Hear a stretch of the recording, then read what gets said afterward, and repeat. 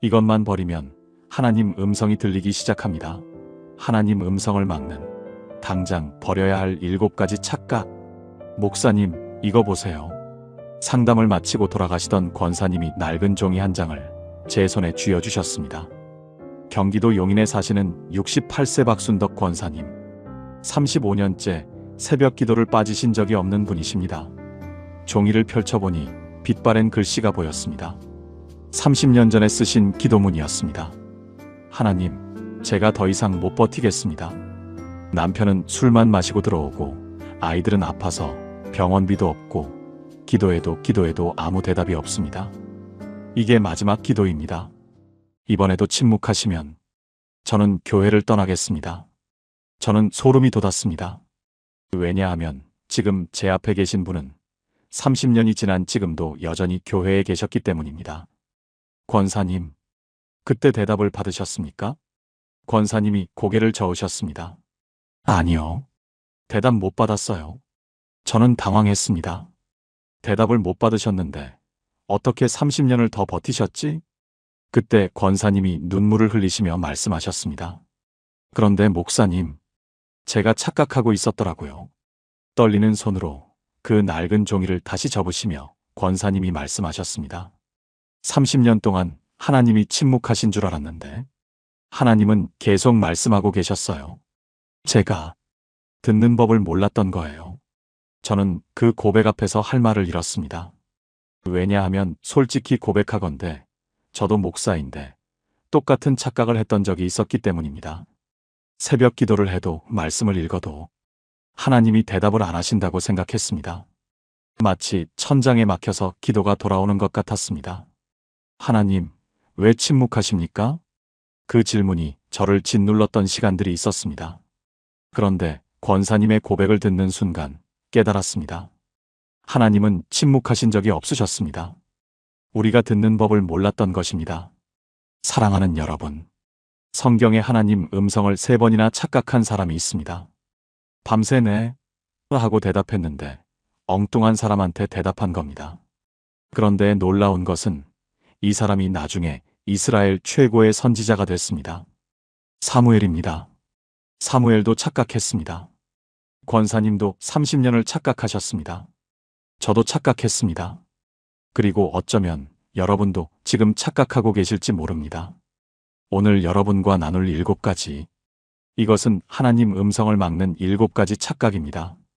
권사님은 이 착각을 깨달은 후 30년 만에 처음으로 하나님 음성을 들으셨습니다. 저도 이 착각을 깨달은 후 기도가 완전히 달라졌습니다. 그리고 오늘 여러분의 귀도 열리게 될 것입니다. 혹시 지금 이 순간 마음이 조금이라도 움직이는 분 계십니까? 나도 하나님 음성을 듣고 싶다 하는 마음이 드시는 분 계십니까? 그렇다면 지금 댓글에 고백해 주세요. 하나님, 제 귀를 열어주세요. 이 한 문장이면 됩니다. 여러분의 그 작은 고백이 오늘 하나님 음성을 듣는 첫걸음이 될 것입니다. 하나님께서 지금 여러분의 그 고백을 듣고 계십니다. 준비되셨습니까? 지금부터 하나님 음성을 막는 첫 번째 착각을 함께 열어보겠습니다. 첫 번째, 마음의 분주함, 멈추지 못하는 산. 혹시 이런 적 있으십니까? 아침에 눈을 뜨자마자 스마트폰을 집어드시지 않습니까? 카카오톡 확인하고, 뉴스 보고, 유튜브 켜고, 정신을 차려보면 벌써 30분이 지나 있습니다. 하루 종일 무언가를 합니다. 손은 쉬지 않고, 머리는 멈추지 않고, 마음은 늘 분주합니다. 그런데 정작 기도할 시간은 없습니다. 말씀 읽을 시간은 없습니다. 하나님 앞에 고요히 앉을 시간은 없습니다. 여러분, 이것이 첫 번째 착각입니다. 우리는 바빠서 하나님 음성을 못 듣는다고 생각합니다. 그런데 진실은 다릅니다. 멈추지 않아서 못 듣는 것입니다. 시편 46편 10절 말씀입니다. 이르시기를 너희는 가만히 있어 내가 하나님 됨을 알지어다. 여러분, 이 말씀을 자세히 보십시오. 가만히 있어라고 하셨습니다. 히브리어로 라파입니다. 이 단어는 단순히 멈추다가 아닙니다. 손에서 놓다, 포기하다, 내려놓다라는 뜻입니다. 하나님께서 말씀하십니다. 내가 붙들고 있는 것을 내려놓아라. 내 손에서 놓아라. 그래야 내가 하나님인 줄 알게 된다.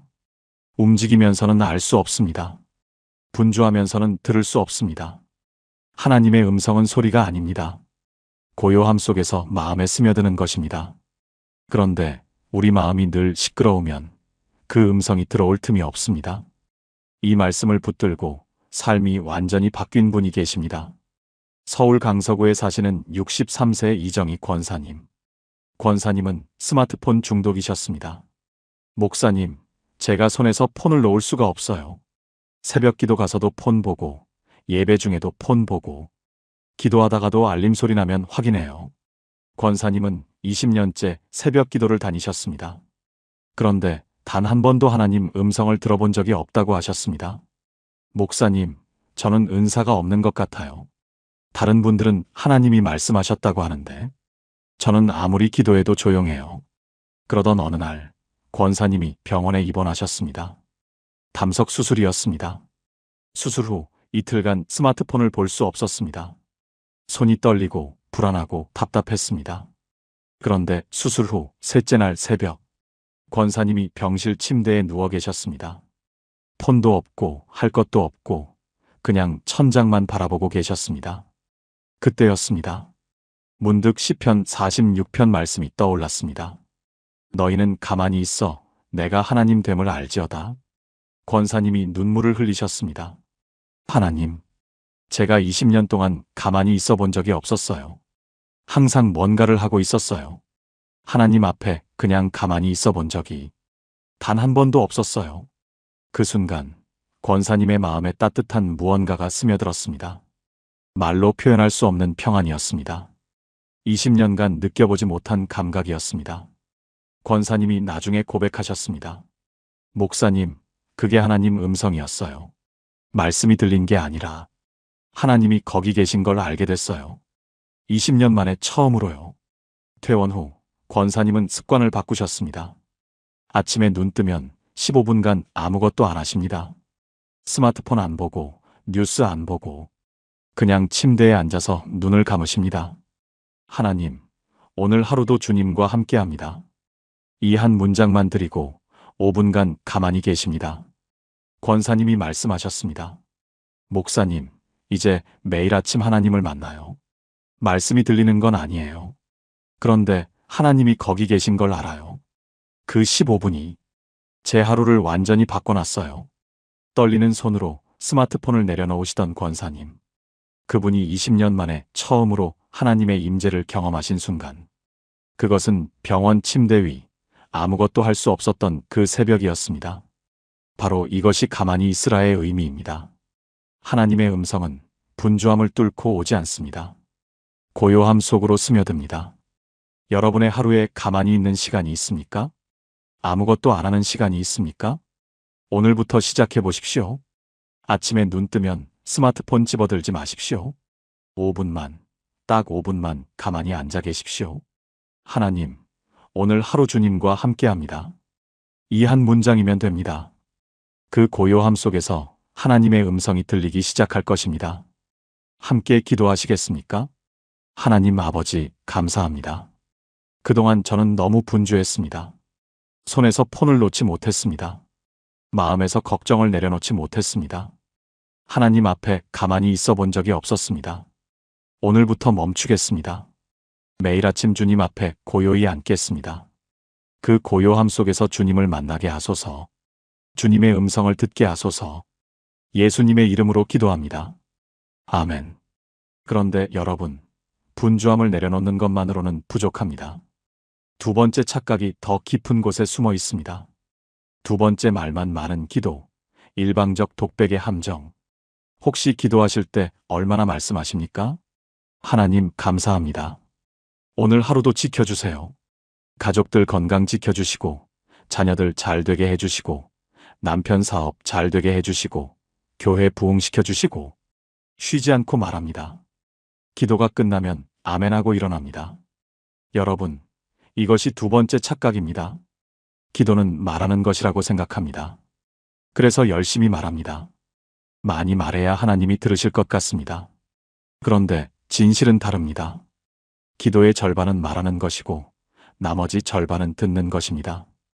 하박국 2장 20절 말씀입니다. 오직 여호와는 그의 성전에 계시니 온 땅은 그 앞에서 잠잠할지니라.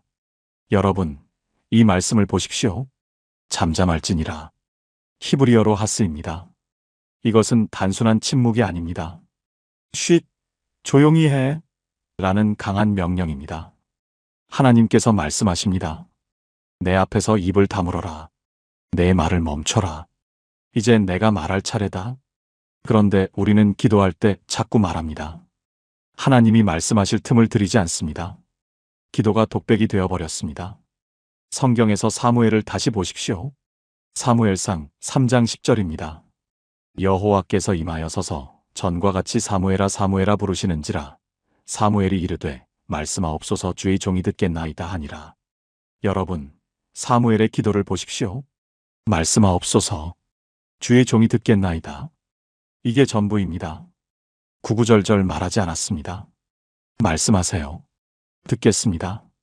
이 한마디가 사무엘의 기도였습니다. 사무엘은 말할 준비가 아니라 들을 준비가 되어 있었습니다.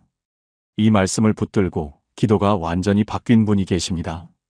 전라남도 순천에 사시는 71세 김말순 집사님. 집사님은 30년간 남편의 구원을 위해 기도하셨습니다. 매일 새벽 4시에 일어나 1시간씩 기도하셨습니다. 하나님, 남편 구원해 주세요. 남편 마음 돌려주세요. 남편이 교회 나오게 해주세요. 30년을 그렇게 기도하셨습니다. 그런데 남편은 변하지 않았습니다. 여전히 교회를 거부하셨습니다. 오히려 집사님이 기도하러 가면 화를 내셨습니다. 그 새벽 기도 좀 그만 다녀. 내가 교회 안 간다고 했잖아. 집사님은 지쳐가셨습니다.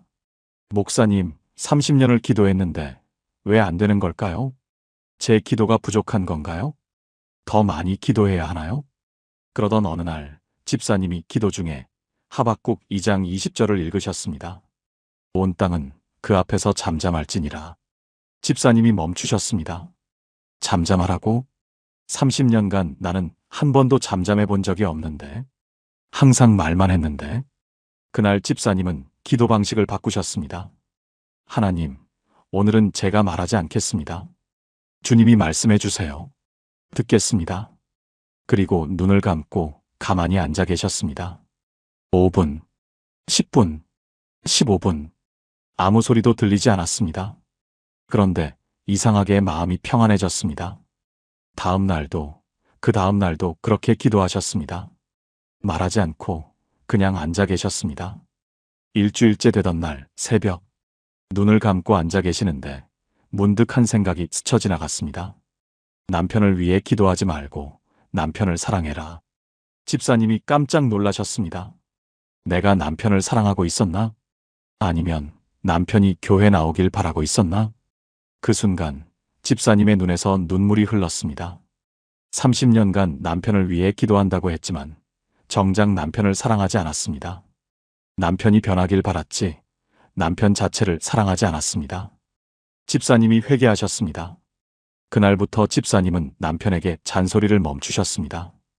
교회 가자는 말을 멈추셨습니다. 대신 아침마다 남편의 손을 잡고 이렇게만 말씀하셨습니다. 여보, 당신 곁에 내가 있어서 행복해요. 3개월 후 남편이 먼저 말씀하셨습니다. 여보, 나 이번 주일에 교회 같이 가볼까? 71세 김말순 집사님.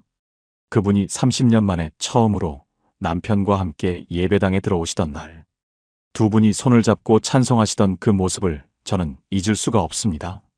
30년간 말하는 기도로 안 됐던 일이 듣는 기도 3개월 만에 이루어졌습니다. 바로 이것이 잠잠할지니라의 의미입니다. 기도는 독백이 아닙니다. 대화입니다.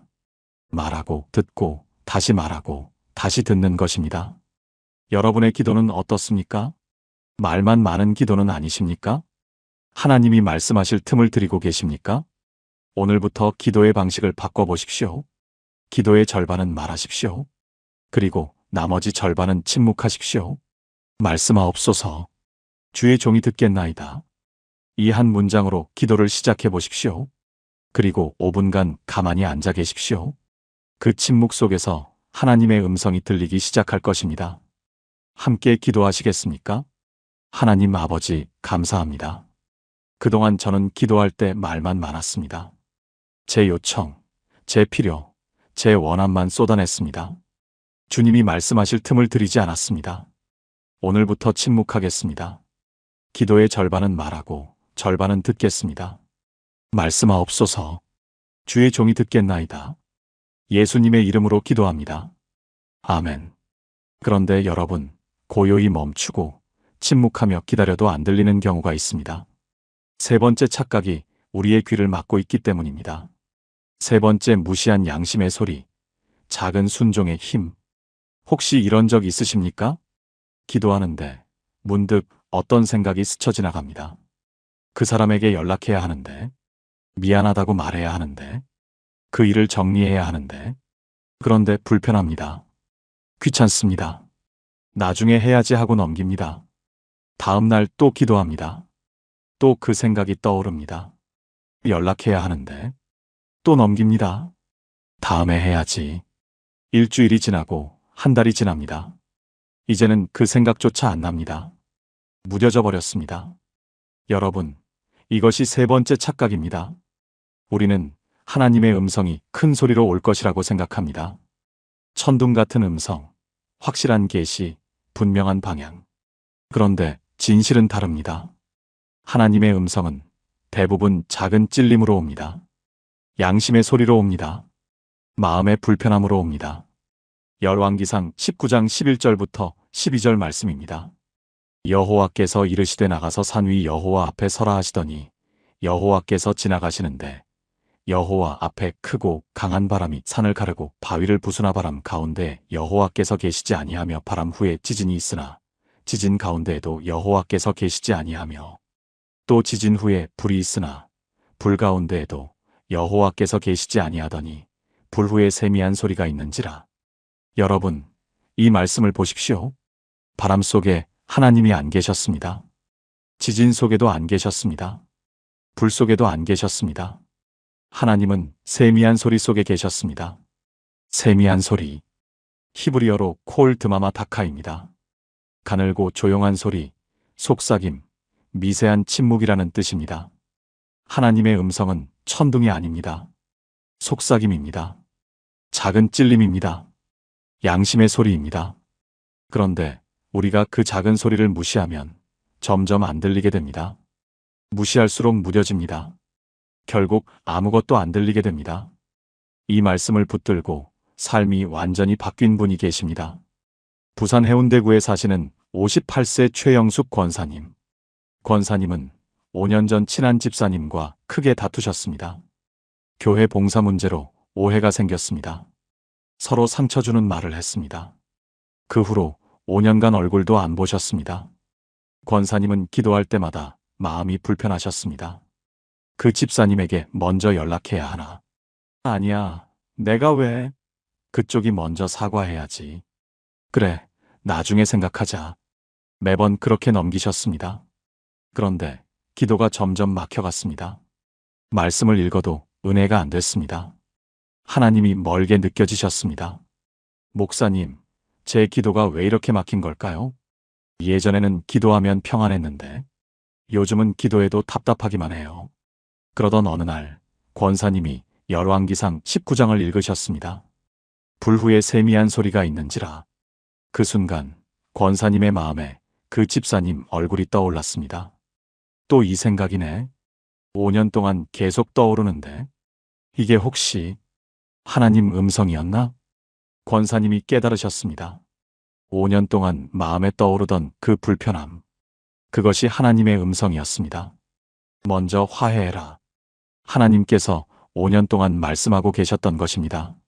그런데 권사님은 계속 무시하셨습니다. 그래서 하나님의 다른 음성도 안 들리게 된 것입니다. 권사님이 결단하셨습니다. 그날 저녁 떨리는 손으로 전화기를 드셨습니다. 5년 만에 처음 거는 전화였습니다. 여보세요. 집사님? 저 최영숙이에요. 그때 일 미안해요. 내가 먼저 사과했어야 했는데. 전화기 너머로 흐느끼는 소리가 들렸습니다. 언니, 나도 미안해. 나도 연락하고 싶었어. 5년 동안 너무 보고 싶었어. 두 분이 한참을 우셨습니다. 다음 주일 두 분이 교회에서 만나셨습니다. 서로 껴안고 또 우셨습니다. 권사님이 나중에 고백하셨습니다. 목사님, 그 전화 끊고 나니까 기도가 달라졌어요. 막혔던 게 뻥 뚫린 것 같았어요. 5년 만에 처음으로 하나님이 가까이 느껴졌어요. 떨리는 손으로 5년 만에 전화기를 드시던 권사님. 그분이 미안해라는 한마디를 하시는데 5년이 걸렸습니다. 그런데 그 한마디가 5년간 막혔던 영의 귀를 열었습니다.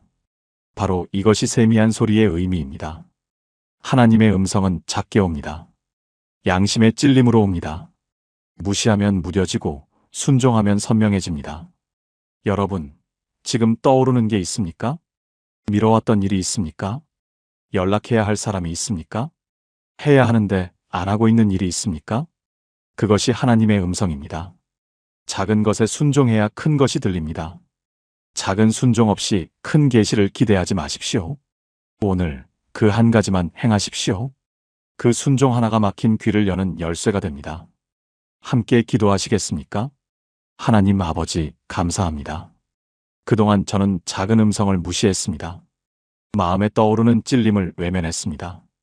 나중에 하며 미뤘습니다. 그래서 주님의 음성이 안 들렸습니다. 오늘 순종하겠습니다. 지금 떠오르는 그 한 가지를 행하겠습니다. 작은 순종으로 시작하게 하소서. 그 순종이 더 큰 음성을 듣는 문이 되게 하소서. 예수님의 이름으로 기도합니다. 아멘. 그런데 여러분, 작은 것에 순종해도 안 들리는 경우가 있습니다. 네 번째 착각이 우리의 마음을 가로막고 있기 때문입니다. 네 번째 용서하지 못한 마음, 관계의 막힘이 하나님과의 막힘으로. 혹시 여러분의 마음속에 아직 용서하지 못한 사람이 있습니까? 그 사람 생각만 하면 화가 납니까? 그 사람 이름만 들어도 마음이 불편합니까? 절대 용서 못해라는 생각이 드십니까? 여러분, 이것이 네 번째 착각입니다. 우리는 용서하지 않아도 기도하면 된다고 생각합니다. 하나님과 나의 관계는 따로, 그 사람과의 관계는 따로. 그런데 진실은 다릅니다. 용서하지 않으면 하나님의 음성이 막힙니다. 수평적 관계가 막히면 수직적 관계도 막힙니다. 마가복음 11장 25절 말씀입니다. 서서 기도할 때에 아무에게나 혐의가 있거든 용서하라, 그리하여야 하늘에 계신 너희 아버지도 너희 허물을 사하여 주시리라. 여러분, 이 말씀을 자세히 보십시오. 서서 기도할 때, 기도하러 가는 길에, 기도하기 직전에 말입니다. 아무에게나 혐의가 있거든, 누군가에게 원망이 있거든, 미움이 있거든 용서하라. 먼저 용서해야 합니다. 그리하여야, 그래야만 하늘에 계신 너희 아버지도 너희 허물을 사하여 주시리라. 하나님도 여러분을 용서하신다는 것입니다. 여러분, 이 말씀의 순서를 보십시오. 기도하기 전에 용서가 먼저입니다. 용서 없이 기도하면 그 기도는 막혀 있습니다. 하나님과의 소통이 차단되어 있습니다. 왜 그럴까요? 미움은 마음을 꽉 채웁니다. 분노는 영혼을 소진시킵니다. 원망은 귀를 막아버립니다. 하나님의 음성이 들어올 공간이 없습니다. 미움으로 가득 찬 마음에는 하나님의 음성이 스며들 틈이 없습니다. 이 말씀을 붙들고 완전히 달라진 분이 계십니다. 대구 수성구에 사시는 67세 박정자 권사님. 권사님은 시어머니와 30년간 갈등을 겪으셨습니다. 시어머니는 결혼 첫날부터 며느리를 구박하셨습니다. 밥 못한다. 청소 못한다. 아이 못 키운다. 매일 잔소리와 비난이었습니다. 권사님은 30년을 참으셨습니다. 속으로 사귀고 사귀셨습니다. 그러다 10년 전 시어머니가 돌아가셨습니다. 권사님은 생각하셨습니다. 이제 끝났다. 이제 평안하겠지. 그런데 이상했습니다. 시어머니가 돌아가신 후에도 마음이 평안하지 않았습니다. 오히려 더 답답했습니다. 기도에도 막혀 있었습니다. 하나님이 멀게 느껴지셨습니다. 말씀을 읽어도 은혜가 안 됐습니다. 목사님, 시어머니가 돌아가신 지 10년이 됐는데 왜 아직도 마음이 이럴까요? 기도에도 뭔가 막힌 것 같아요. 그러던 어느 날 권사님이 마가복음 11장을 읽으셨습니다. 서서 기도할 때에 아무에게나 혐의가 있거든 용서하라. 권사님이 멈추셨습니다. 혐의라고? 원망이라고? 혹시 시어머니? 아니야. 그분은 이미 돌아가셨는데. 그런데 마음 한구석에서 무언가가 올라왔습니다. 30년간의 서러움, 받았던 상처들, 참았던 분노. 권사님이 깨달으셨습니다. 시어머니는 돌아가셨지만 마음속의 미움은 살아있었습니다. 10년이 지났지만 용서는 안 하고 있었습니다. 그 미움이 하나님과의 소통을 막고 있었던 것입니다. 권사님이 무릎을 꿇으셨습니다. 하나님, 제가 시어머니를 용서합니다. 입에서 그 말이 나오는데 눈물이 쏟아졌습니다. 30년 동안 받은 상처 용서합니다. 모진 말씀들 용서합니다. 서러웠던 것들 다 내려놓습니다. 한참을 우셨습니다. 그런데 신기한 일이 일어났습니다. 울음이 멈추고 나니 마음이 가벼워졌습니다. 10년 동안 가슴에 얹혀있던 돌덩이가 사라진 것 같았습니다. 권사님이 고백하셨습니다. 목사님, 그날 밤 꿈을 꿨어요. 시어머니가 나오셨는데 미안하다고 고생했다고 말씀하시더라고요. 꿈에서 깨어나니까 마음이 완전히 평안했어요. 그 후로 권사님의 기도가 달라졌습니다. 목사님, 이제 기도하면 하나님이 가까이 느껴져요. 말씀 읽으면 마음에 와닿아요. 10년 만에 처음으로 하나님 음성이 들리는 것 같아요. 무릎 꿇고 용서합니다를 고백하시던 권사님. 그분이 30년 묵은 미움을 내려놓는 데는 단 한 번의 결단이 필요했습니다. 그리고 그 결단이 10년간 막혔던 하나님과의 소통을 열었습니다. 바로 이것이 용서하라의 의미입니다. 용서는 그 사람을 위한 것이 아닙니다. 여러분 자신을 위한 것입니다. 미움은 상대방을 묶지 않습니다. 여러분을 묶습니다. 여러분의 기도를 막습니다. 여러분의 영적 귀를 막습니다. 여러분, 지금 떠오르는 사람이 있습니까? 아직 용서하지 못한 사람이 있습니까? 오늘 그 사람을 놓아주십시오. 하나님 앞에서 입술로 선포하십시오. 하나님, 그 사람을 용서합니다. 그 순간 막힌 통로가 열릴 것입니다. 하나님의 음성이 다시 들리기 시작할 것입니다. 함께 기도하시겠습니까? 하나님 아버지, 감사합니다. 지금 제 마음속에 용서하지 못한 사람이 있습니다. 그 사람 때문에 받은 상처가 아직 아픕니다. 그러나 오늘 결단합니다. 그 사람을 용서합니다. 제 마음에서 그 사람을 놓아줍니다. 미움을 내려놓습니다. 이 용서가 주님과의 통로를 여는 열쇠가 되게 하소서. 막힌 영의 귀가 열리게 하소서. 예수님의 이름으로 기도합니다. 아멘. 그런데 여러분, 가만히 멈추고 침묵하며 듣고 작은 것에 순종하고 용서까지 했는데도 안 들리는 경우가 있습니다. 5번째 착각이 가장 깊은 곳에 숨어 있습니다. 이것을 놓치면 나머지 모든 것이 소용없습니다. 5번째 알면서 행하지 않는 불순종, 부분적 순종은 순종이 아닙니다. 여러분, 여기서 잠시 멈추겠습니다. 지금까지 4가지를 나눴습니다. 분주함을 내려놓고 침묵하며 듣고 작은 것에 순종하고 용서하라. 그런데 이 4가지를 다 해도 안 되는 경우가 있습니다. 5번째 착각이 가장 무서운 착각입니다. 바로 이것입니다. 알면서 행하지 않는 것. 하나님의 뜻을 알고 있습니다. 해야 할 일을 알고 있습니다. 그런데 안 합니다. 조금만 있다가 상황이 나아지면, 준비가 되면 이런 핑계로 미룹니다. 여러분, 이것이 가장 위험한 상태입니다. 왜냐하면 알고도 행하지 않으면 더 이상 알려주시지 않기 때문입니다. 왜 알려주시겠습니까? 이미 알려준 것도 행하지 않는데 말입니다. 사무엘상 15장 22절 말씀입니다. 사무엘이 이르되 여호와께서 번제와 다른 제사를 그의 목소리를 청종하는 것을 좋아하심같이 좋아하시겠나이까. 순종이 제사보다 낫고 듣는 것이 수장의 기름보다 나으니. 여러분, 이 말씀을 보십시오. 순종이 제사보다 낫고 예배보다 순종이 먼저입니다. 헌금보다 순종이 먼저입니다. 봉사보다 순종이 먼저입니다. 그런데 이 말씀이 누구에게 주어졌는지 아십니까? 사울 왕입니다. 사울은 하나님께 명령을 받았습니다. 아말렉을 진멸하라. 모든 것을 멸하라. 하나도 남기지 말라. 그런데 사울은 어떻게 했습니까? 일부는 멸했습니다. 그러나 좋은 것들은 남겨두었습니다. 아각 왕을 살려두고 살진 양과 소를 남겨두었습니다. 사울의 변명이 무엇이었습니까? 백성들이 여호와께 제사하려고 남겨둔 것입니다. 좋은 의도였습니다. 제사를 드리려고 남겨둔 것입니다. 그런데 사무엘의 대답이 무엇이었습니까? 순종이 제사보다 낫고 듣는 것이 순양의 기름보다 나으니. 결과가 어땠습니까? 사울은 왕위를 잃었습니다. 하나님께 버림받았습니다. 그 후로 하나님의 음성을 들을 수 없었습니다. 여러분, 부분적 순종은 순종이 아닙니다. 불순종입니다. 이건 할게요. 저건 안 할게요. 여기까지만 할게요. 나머지는 나중에요. 이것은 순종이 아닙니다. 반면 아브라함을 보십시오. 하나님께서 아브라함에게 말씀하셨습니다. 내 고향과 친척과 아버지의 집을 떠나 내가 내게 보여줄 땅으로 가라. 여러분, 주목해 보십시오. 하나님은 목적지를 알려주지 않으셨습니다. 내가 보여줄 땅이라고만 하셨습니다. 어디인지 말씀하지 않으셨습니다. 아브라함은 어떻게 했습니까? 묻지 않았습니다. 조건을 달지 않았습니다. 그냥 떠났습니다.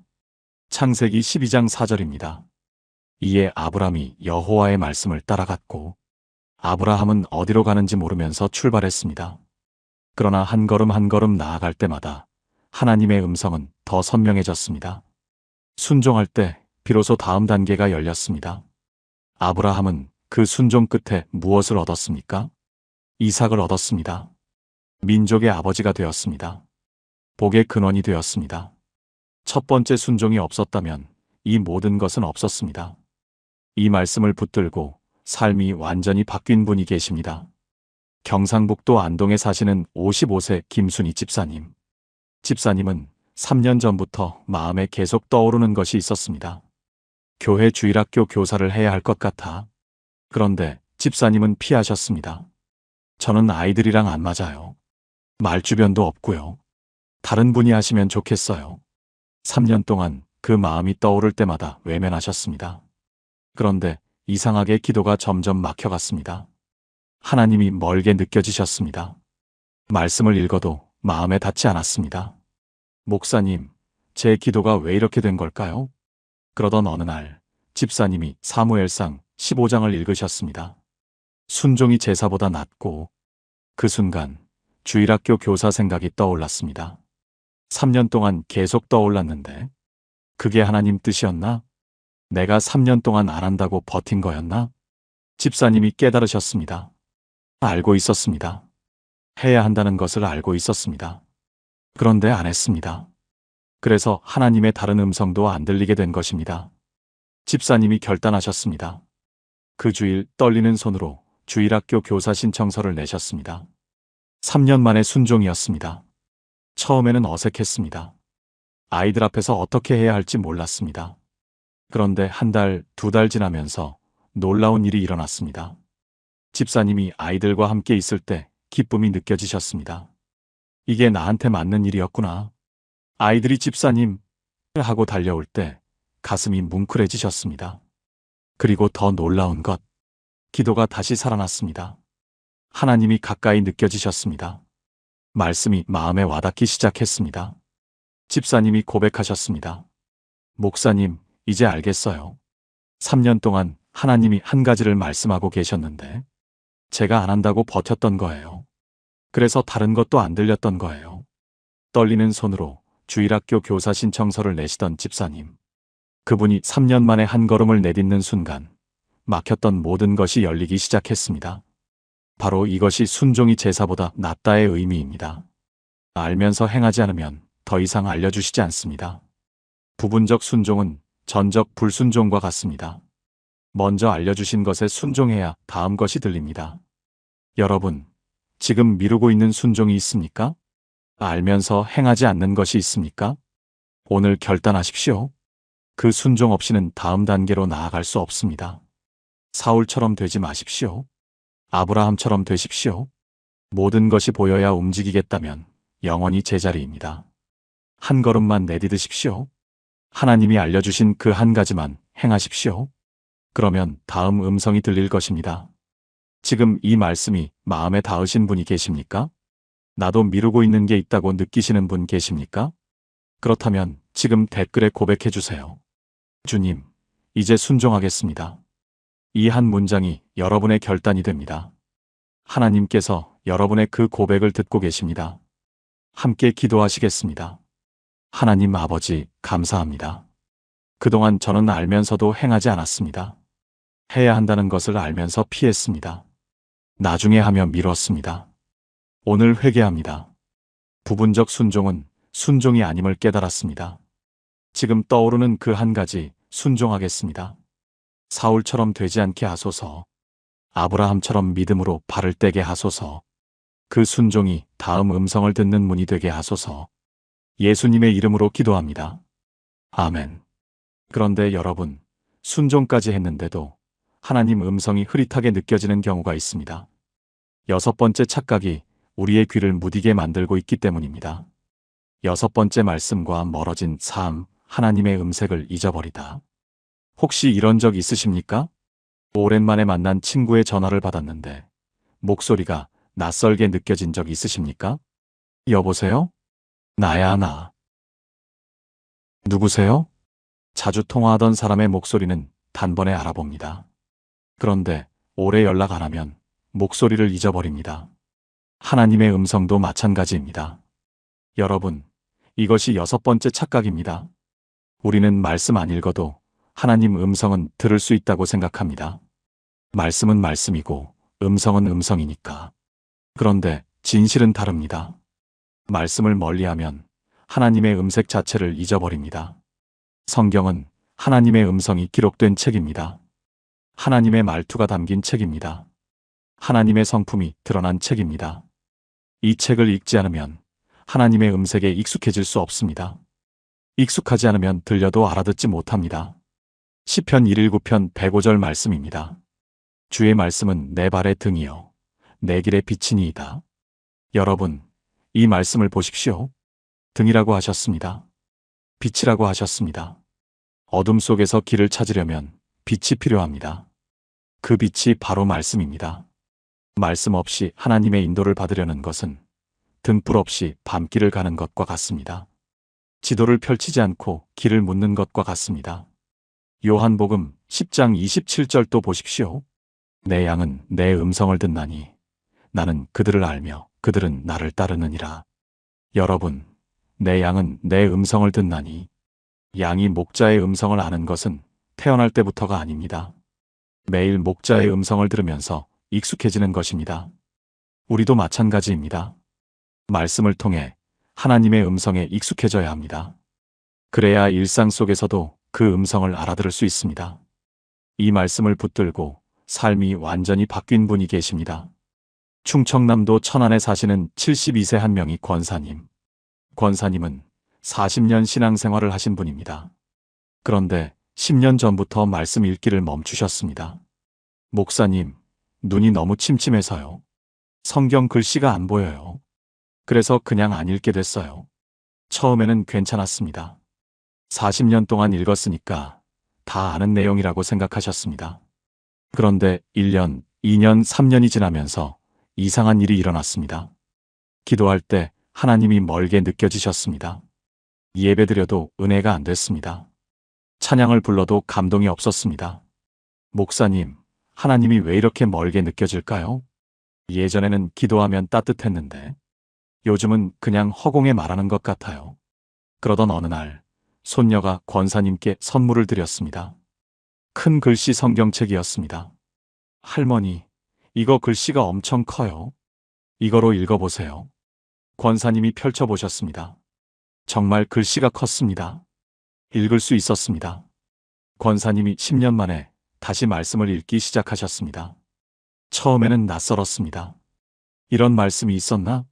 40년 동안 읽었던 성경인데 새롭게 느껴졌습니다.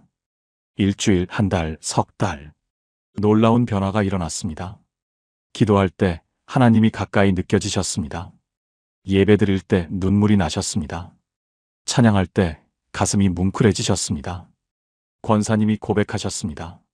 목사님, 이제 알겠어요. 10년 동안 말씀을 안 읽으니까 하나님 목소리를 잊어버렸던 거예요. 오랜만에 만난 친구 목소리가 낯선 것처럼 하나님 음성이 낯설어졌던 거예요. 권사님이 눈물을 흘리시며 말씀하셨습니다. 그런데 다시 말씀을 읽으니까 이 목소리, 이 말투, 하나님이 이렇게 말씀하시는구나. 다시 기억이 나요. 손녀가 선물한 큰 글씨 성경책을 가슴에 안고 우시던 권사님. 그분이 10년 만에 다시 말씀을 펼치시던 그날, 잊었던 하나님의 음색이 다시 살아났습니다. 바로 이것이 주의 말씀은 내 발의 등의 의미입니다. 말씀은 단순한 책이 아닙니다. 하나님의 음성이 담긴 편지입니다. 이 편지를 읽지 않으면 하나님의 음색을 잊어버립니다. 여러분, 요즘 말씀을 읽고 계십니까? 매일 하나님의 음성을 듣고 계십니까? 바쁘다고, 눈이 침침하다고, 다 아는 내용이라고 말씀을 멀리하지 마십시오. 오늘부터 다시 시작하십시오. 하루 한 장이라도 괜찮습니다. 양이 중요한 것이 아닙니다. 꾸준함이 중요합니다.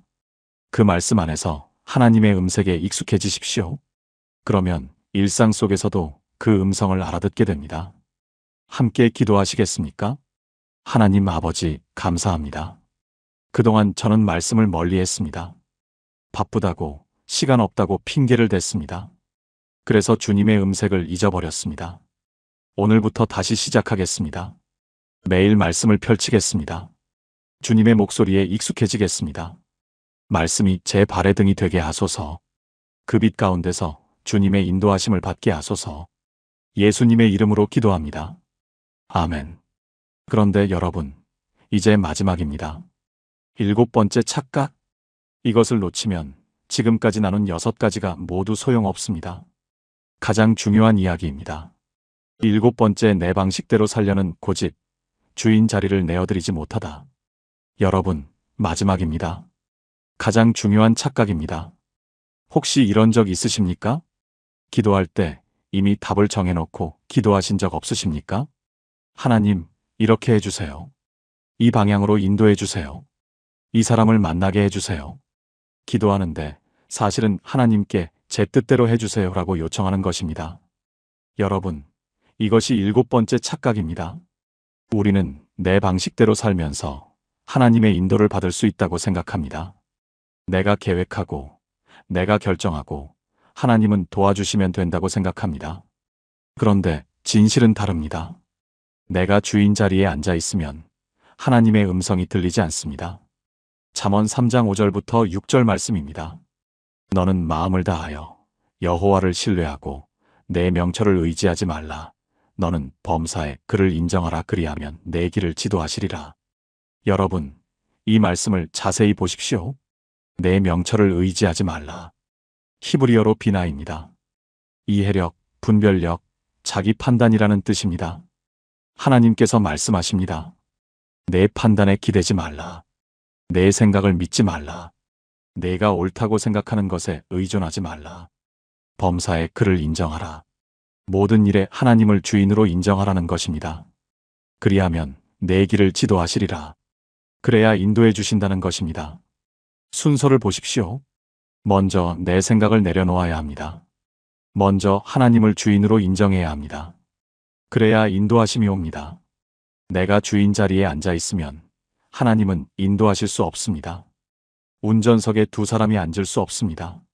내가 운전대를 잡고 있으면서 하나님, 인도해 주세요라고 하는 것은 모순입니다. 성경에서 요셉을 보십시오. 요셉은 형들에게 팔려 종이 되었습니다. 억울한 누명을 쓰고 감옥에 갇혔습니다. 인간적으로 보면 모든 것이 끝난 것 같았습니다. 꿈도 끝났고, 희망도 끝났고, 인생도 끝났습니다. 그런데 요셉은 어떻게 했습니까? 원망하지 않았습니다. 형들을 저주하지 않았습니다. 왜 나만 이래? 라고 하지 않았습니다. 보디발의 집에서도 성실했고, 감옥에서도 최선을 다했습니다. 맡겨진 일에 충성하며 하나님을 신뢰했습니다. 요셉은 자기 방식대로 하려고 하지 않았습니다. 상황을 자기 힘으로 바꾸려고 하지 않았습니다. 그냥 하나님을 신뢰하며 맡겨진 자리에서 최선을 다했습니다. 세월이 흘렀습니다. 바로의 꿈을 해석할 기회가 왔고 요셉은 애굽의 총리가 되었습니다. 그리고 흉년 때 형들이 찾아왔습니다. 이 순간 요셉의 선택은 무엇이었을까요? 복수할 수 있었습니다. 권력이 있었습니다. 형들을 죽일 수도 있었습니다. 그러나 요셉은 용서했습니다. 창세기 50장 20절입니다. 당신들은 나를 해하려 하였으나 하나님은 그것을 선으로 바꾸사 오늘과 같이 많은 백성의 생명을 구원하게 하시려 하셨나니.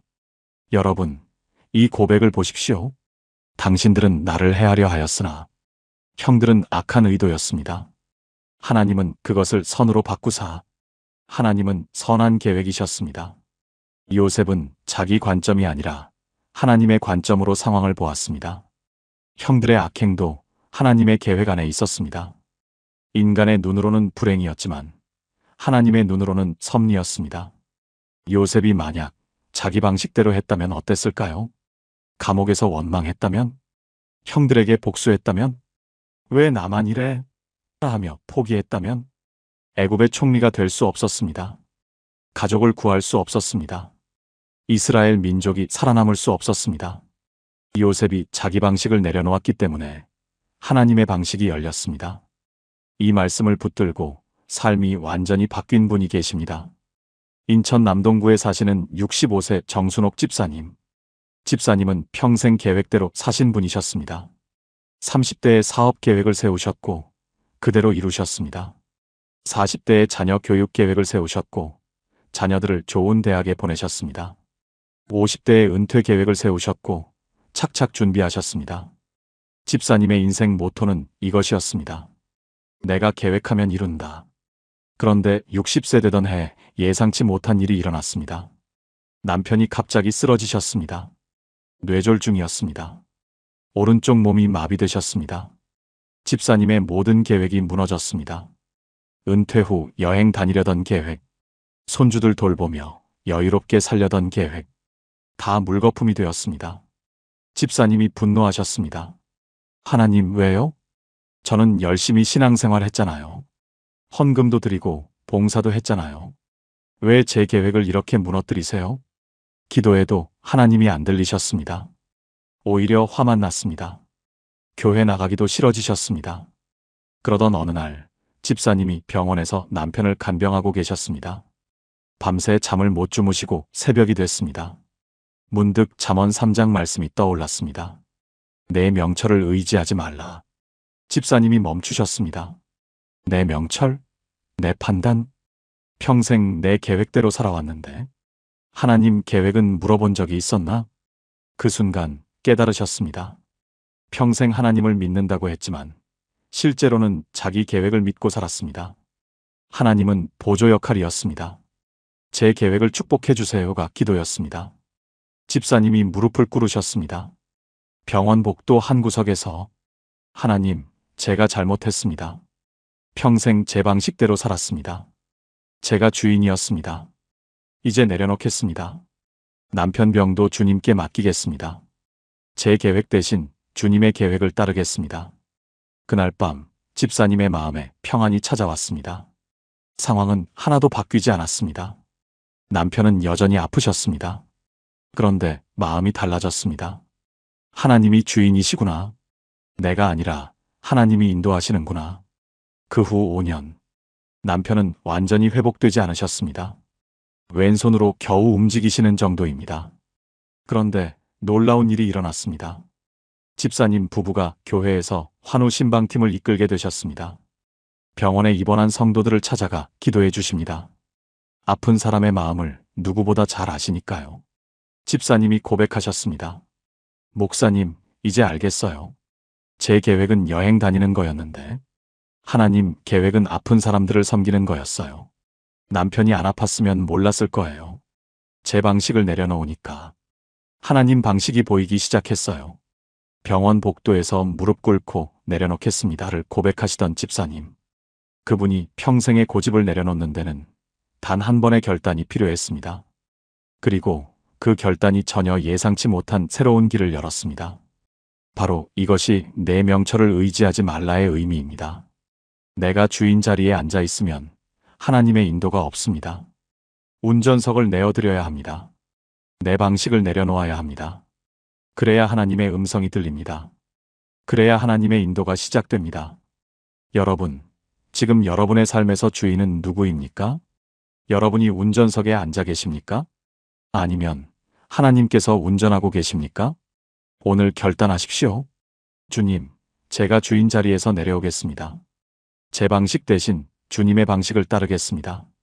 운전대를 주님께 드리겠습니다. 그 결단이 여러분의 인생을 완전히 바꿀 것입니다. 함께 기도하시겠습니까? 하나님 아버지, 감사합니다. 그동안 저는 제 방식대로 살았습니다. 제가 계획하고, 제가 결정하고, 제가 주인이었습니다. 하나님께 제 뜻대로 해주세요라고 기도했습니다. 오늘 회개합니다. 주인 자리에서 내려오겠습니다. 운전대를 주님께 드리겠습니다. 제 명철 대신 주님을 신뢰하겠습니다. 범사의 주님을 인정하겠습니다. 그래서 주님의 인도하심을 받게 하소서. 주님의 음성을 따라 걷게 하소서. 예수님의 이름으로 기도합니다. 아멘. 첫 번째, 마음의 분주함, 멈추지 못하는 삶. 혹시 이런 적 있으십니까? 아침에 눈을 뜨자마자 스마트폰을 집어드시지 않습니까? 카카오톡 확인하고, 뉴스 보고, 유튜브 켜고, 정신을 차려보면 벌써 30분이 지나 있습니다. 하루 종일 무언가를 합니다. 손은 쉬지 않고, 머리는 멈추지 않고, 마음은 늘 분주합니다. 그런데 정작 기도할 시간은 없습니다. 말씀 읽을 시간은 없습니다. 하나님 앞에 고요히 앉을 시간은 없습니다. 여러분, 이것이 첫 번째 착각입니다. 우리는 바빠서 하나님 음성을 못 듣는다고 생각합니다. 그런데 진실은 다릅니다. 멈추지 않아서 못 듣는 것입니다. 시편 46편 10절 말씀입니다. 이르시기를 너희는 가만히 있어 내가 하나님 됨을 알지어다. 여러분, 이 말씀을 자세히 보십시오. 가만히 있어라고 하셨습니다. 히브리어로 라파입니다. 이 단어는 단순히 멈추다가 아닙니다. 손에서 놓다, 포기하다, 내려놓다라는 뜻입니다. 하나님께서 말씀하십니다. 내가 붙들고 있는 것을 내려놓아라. 내 손에서 놓아라. 그래야 내가 하나님인 줄 알게 된다. 움직이면서는 알 수 없습니다. 분주하면서는 들을 수 없습니다. 하나님의 음성은 소리가 아닙니다. 고요함 속에서 마음에 스며드는 것입니다.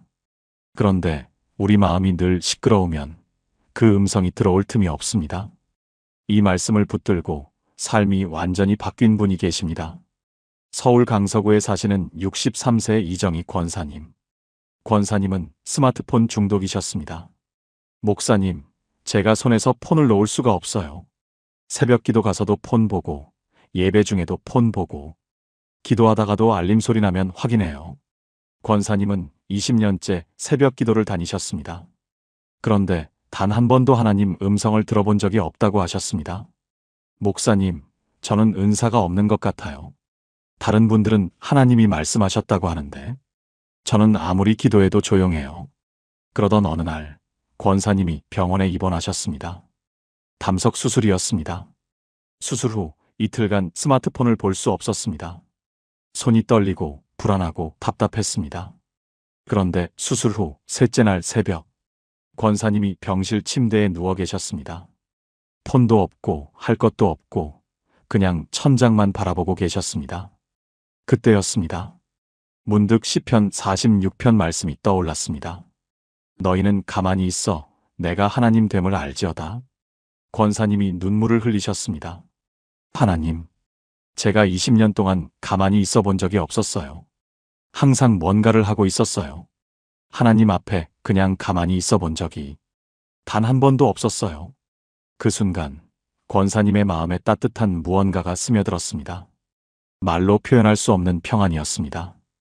20년간 느껴보지 못한 감각이었습니다. 권사님이 나중에 고백하셨습니다. 목사님, 그게 하나님 음성이었어요. 말씀이 들린 게 아니라 하나님이 거기 계신 걸 알게 됐어요. 20년 만에 처음으로요. 퇴원 후 권사님은 습관을 바꾸셨습니다. 아침에 눈 뜨면 15분간 아무것도 안 하십니다. 스마트폰 안 보고 뉴스 안 보고 그냥 침대에 앉아서 눈을 감으십니다. 하나님, 오늘 하루도 주님과 함께합니다. 이 한 문장만 드리고 5분간 가만히 계십니다. 권사님이 말씀하셨습니다. 목사님, 이제 매일 아침 하나님을 만나요. 말씀이 들리는 건 아니에요. 그런데 하나님이 거기 계신 걸 알아요. 그 15분이 제 하루를 완전히 바꿔놨어요. 떨리는 손으로 스마트폰을 내려놓으시던 권사님. 그분이 20년 만에 처음으로 하나님의 임재를 경험하신 순간. 그것은 병원 침대 위 아무것도 할 수 없었던 그 새벽이었습니다. 바로 이것이 가만히 있으라의 의미입니다. 하나님의 음성은 분주함을 뚫고 오지 않습니다. 고요함 속으로 스며듭니다. 여러분의 하루에 가만히 있는 시간이 있습니까? 아무것도 안 하는 시간이 있습니까? 오늘부터 시작해 보십시오. 아침에 눈 뜨면 스마트폰 집어들지 마십시오. 5분만, 딱 5분만 가만히 앉아 계십시오. 하나님, 오늘 하루 주님과 함께합니다. 이 한 문장이면 됩니다. 그 고요함 속에서 하나님의 음성이 들리기 시작할 것입니다. 함께 기도하시겠습니까? 하나님 아버지, 감사합니다. 그동안 저는 너무 분주했습니다. 손에서 폰을 놓지 못했습니다. 마음에서 걱정을 내려놓지 못했습니다. 하나님 앞에 가만히 있어 본 적이 없었습니다. 오늘부터 멈추겠습니다. 매일 아침 주님 앞에 고요히 앉겠습니다. 그 고요함 속에서 주님을 만나게 하소서. 주님의 음성을 듣게 하소서. 예수님의 이름으로 기도합니다. 아멘. 그런데 여러분, 분주함을 내려놓는 것만으로는 부족합니다. 두 번째 착각이 더 깊은 곳에 숨어 있습니다. 두 번째 말만 많은 기도, 일방적 독백의 함정. 혹시 기도하실 때 얼마나 말씀하십니까? 하나님 감사합니다. 오늘 하루도 지켜주세요. 가족들 건강 지켜주시고, 자녀들 잘 되게 해주시고, 남편 사업 잘 되게 해주시고, 교회 부흥시켜주시고, 쉬지 않고 말합니다. 기도가 끝나면 아멘하고 일어납니다. 여러분, 이것이 두 번째 착각입니다. 기도는 말하는 것이라고 생각합니다. 그래서 열심히 말합니다. 많이 말해야 하나님이 들으실 것 같습니다. 그런데 진실은 다릅니다. 기도의 절반은 말하는 것이고 나머지 절반은 듣는 것입니다. 하박국 2장 20절 말씀입니다. 오직 여호와는 그의 성전에 계시니 온 땅은 그 앞에서 잠잠할지니라. 여러분, 이 말씀을 보십시오. 잠잠할지니라. 히브리어로 하스입니다. 이것은 단순한 침묵이 아닙니다. 쉿, 조용히 해 라는 강한 명령입니다. 하나님께서 말씀하십니다. 내 앞에서 입을 다물어라. 내 말을 멈춰라. 이제 내가 말할 차례다. 그런데 우리는 기도할 때 자꾸 말합니다. 하나님이 말씀하실 틈을 들이지 않습니다. 기도가 독백이 되어버렸습니다. 성경에서 사무엘을 다시 보십시오. 사무엘상 3장 10절입니다. 여호와께서 임하여서서 전과 같이 사무엘아 사무엘아 부르시는지라. 사무엘이 이르되 말씀하옵소서 주의 종이 듣겠나이다 하니라. 여러분, 사무엘의 기도를 보십시오. 말씀하옵소서 주의 종이 듣겠나이다. 이게 전부입니다. 구구절절 말하지 않았습니다. 말씀하세요. 듣겠습니다. 이 한마디가 사무엘의 기도였습니다. 사무엘은 말할 준비가 아니라 들을 준비가 되어 있었습니다. 이 말씀을 붙들고 기도가 완전히 바뀐 분이 계십니다. 전라남도 순천에 사시는 71세 김말순 집사님. 집사님은 30년간 남편의 구원을 위해 기도하셨습니다. 매일 새벽 4시에 일어나 1시간씩 기도하셨습니다. 하나님, 남편 구원해 주세요. 남편 마음 돌려주세요. 남편이 교회 나오게 해주세요. 30년을 그렇게 기도하셨습니다. 그런데 남편은 변하지 않았습니다. 여전히 교회를 거부하셨습니다. 오히려 집사님이 기도하러 가면 화를 내셨습니다. 그 새벽 기도 좀 그만 다녀. 내가 교회 안 간다고 했잖아. 집사님은 지쳐가셨습니다. 목사님, 30년을 기도했는데 왜 안 되는 걸까요? 제 기도가 부족한 건가요? 더 많이 기도해야 하나요? 그러던 어느 날 집사님이 기도 중에 하박국 2장 20절을 읽으셨습니다. 온 땅은 그 앞에서 잠잠할지니라. 집사님이 멈추셨습니다. 잠잠하라고? 30년간 나는 한 번도 잠잠해 본 적이 없는데. 항상 말만 했는데. 그날 집사님은 기도 방식을 바꾸셨습니다. 하나님, 오늘은 제가 말하지 않겠습니다. 주님이 말씀해 주세요. 듣겠습니다. 그리고 눈을 감고 가만히 앉아 계셨습니다. 5분, 10분, 15분. 아무 소리도 들리지 않았습니다. 그런데 이상하게 마음이 평안해졌습니다. 다음 날도, 그 다음 날도 그렇게 기도하셨습니다. 말하지 않고 그냥 앉아 계셨습니다.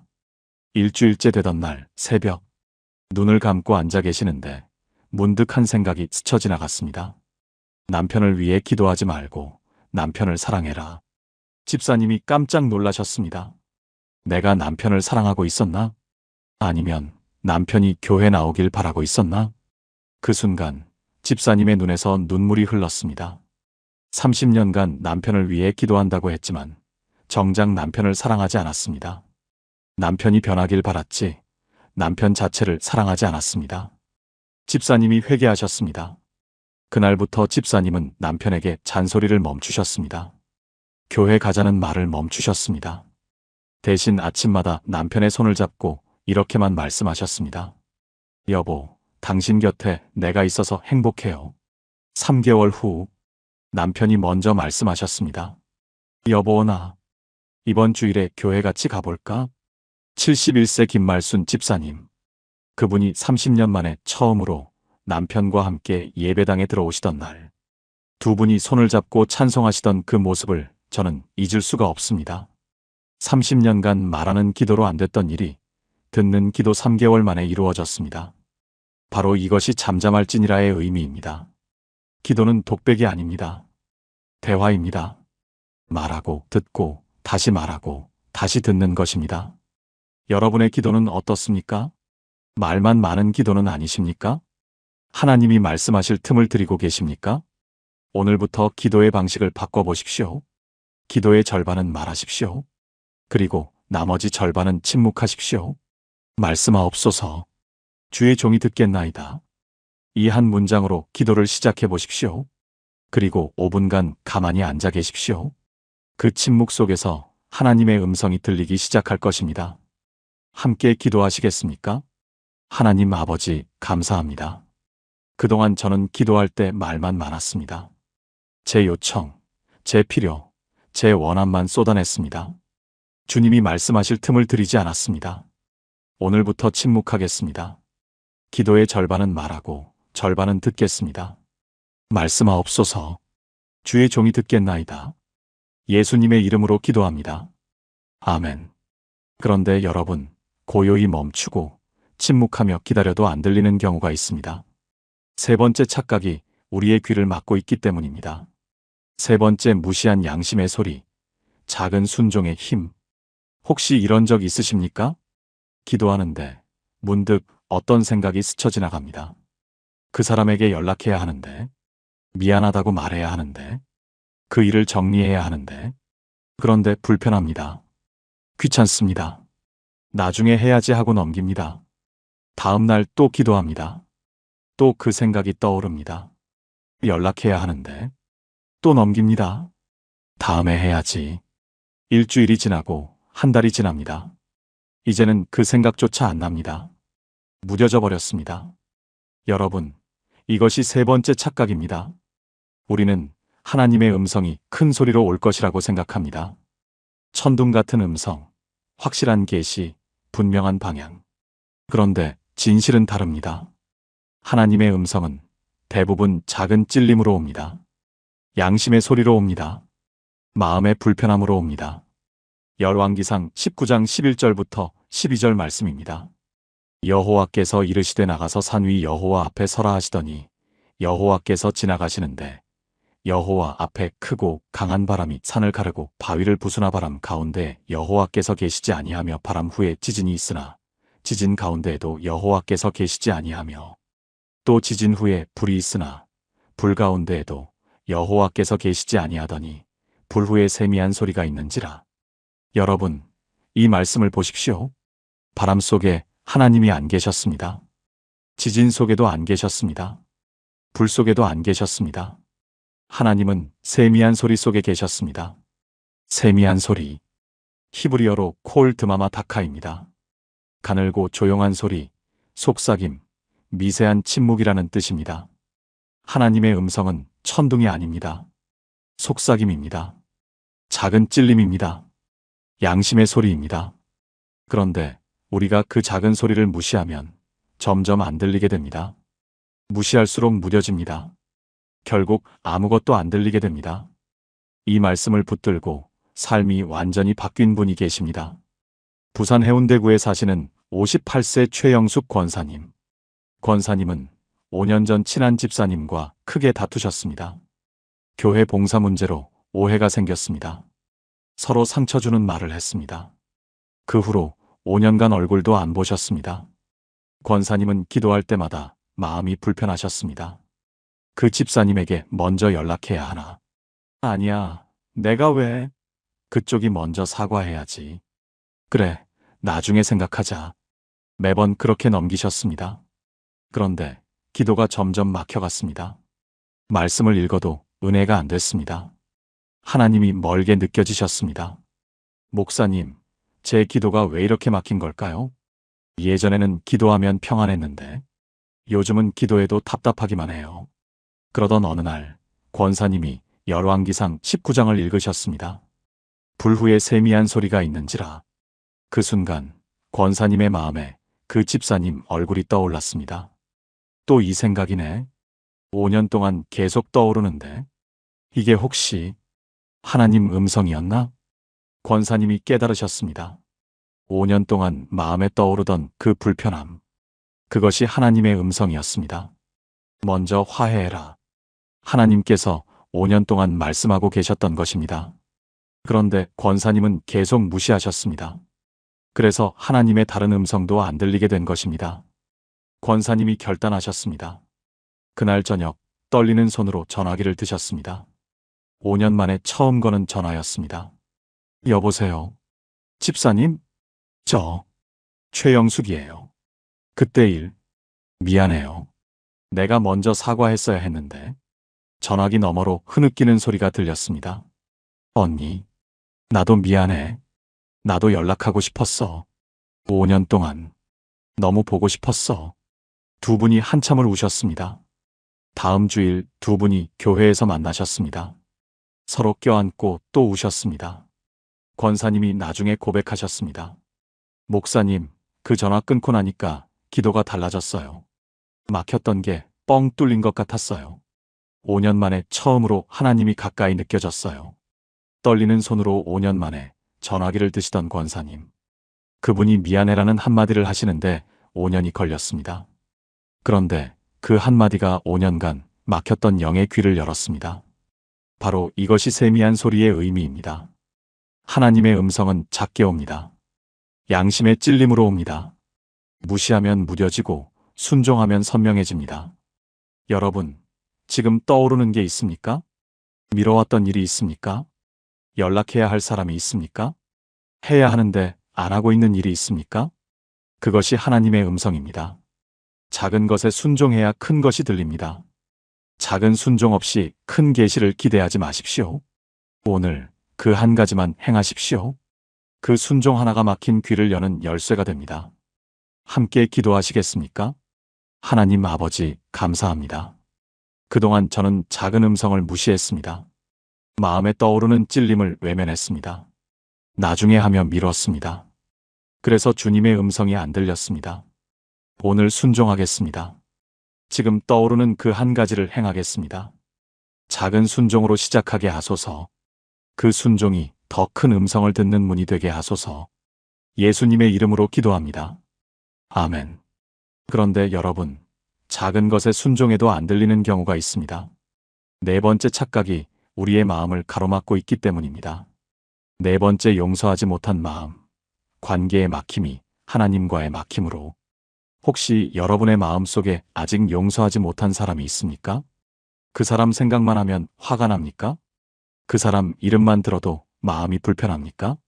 절대 용서 못해라는 생각이 드십니까? 여러분, 이것이 네 번째 착각입니다. 우리는 용서하지 않아도 기도하면 된다고 생각합니다. 하나님과 나의 관계는 따로, 그 사람과의 관계는 따로. 그런데 진실은 다릅니다. 용서하지 않으면 하나님의 음성이 막힙니다.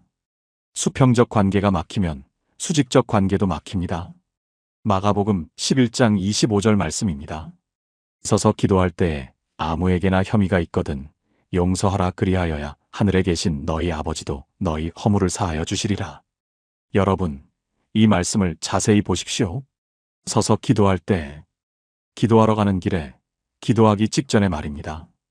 아무에게나 혐의가 있거든, 누군가에게 원망이 있거든, 미움이 있거든 용서하라. 먼저 용서해야 합니다. 그리하여야, 그래야만 하늘에 계신 너희 아버지도 너희 허물을 사하여 주시리라.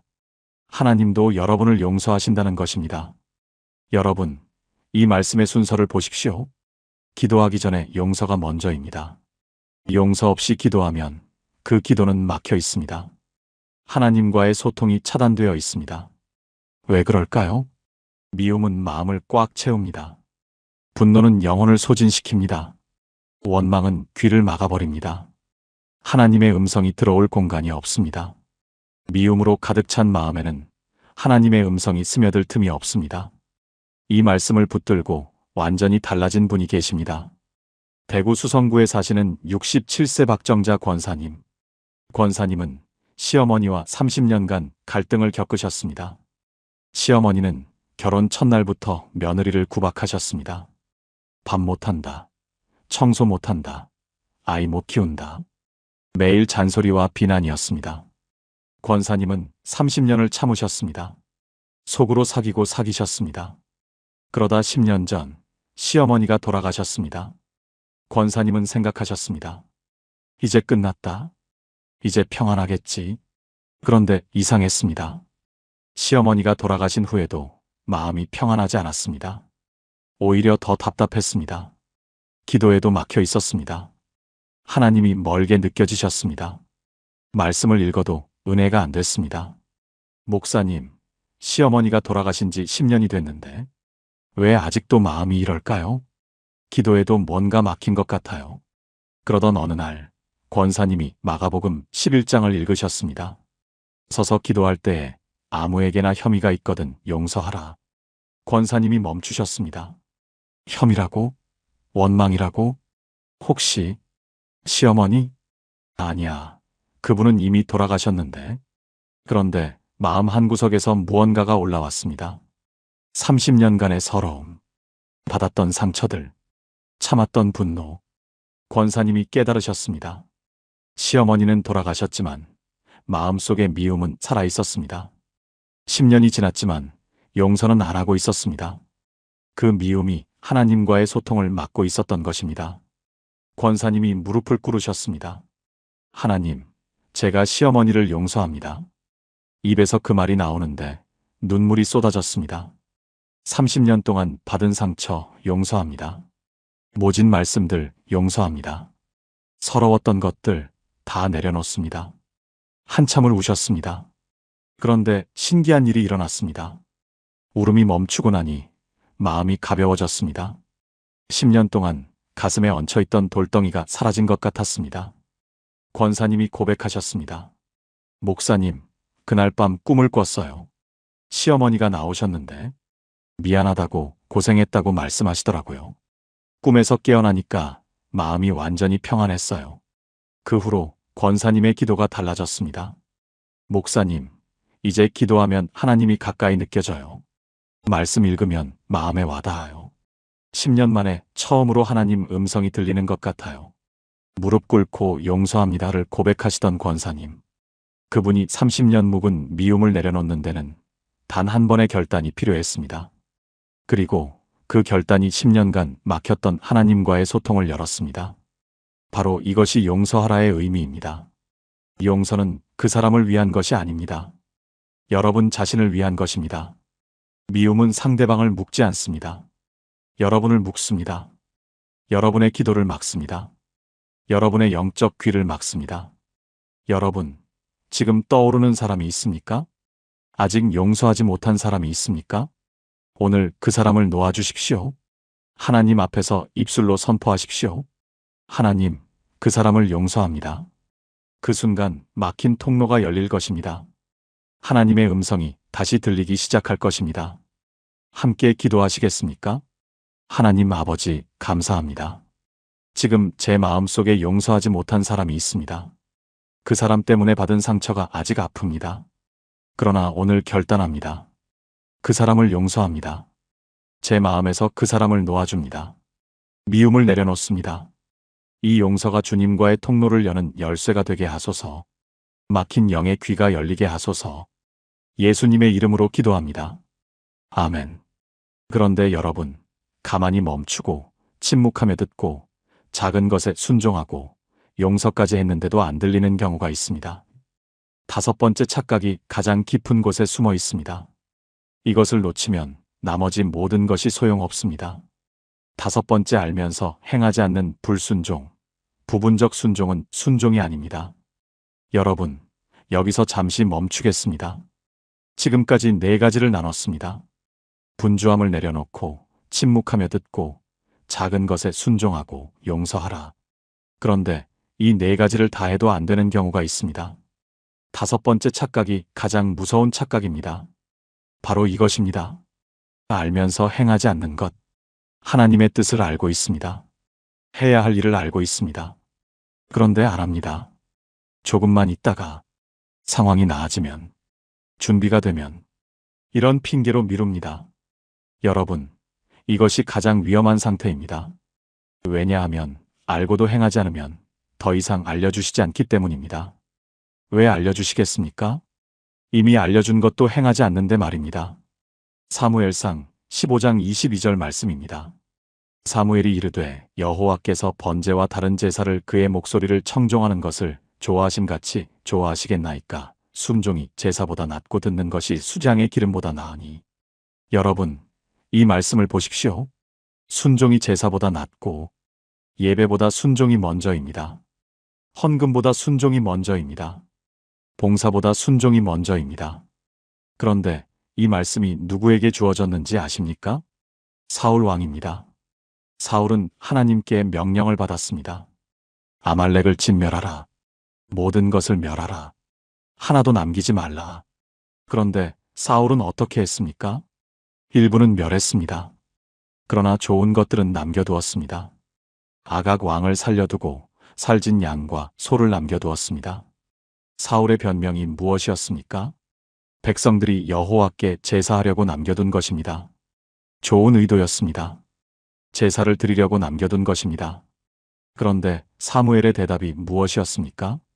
순종이 제사보다 낫고 듣는 것이 순양의 기름보다 나으니.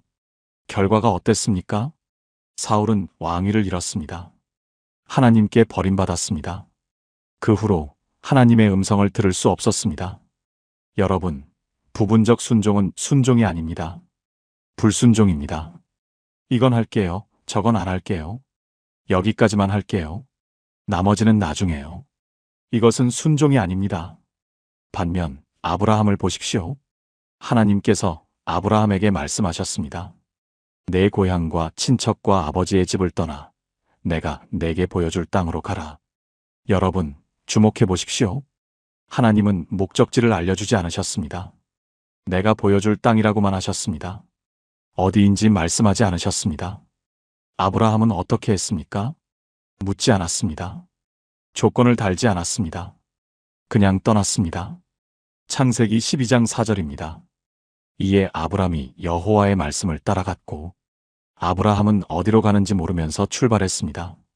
그러나 한 걸음 한 걸음 나아갈 때마다 하나님의 음성은 더 선명해졌습니다. 순종할 때 비로소 다음 단계가 열렸습니다.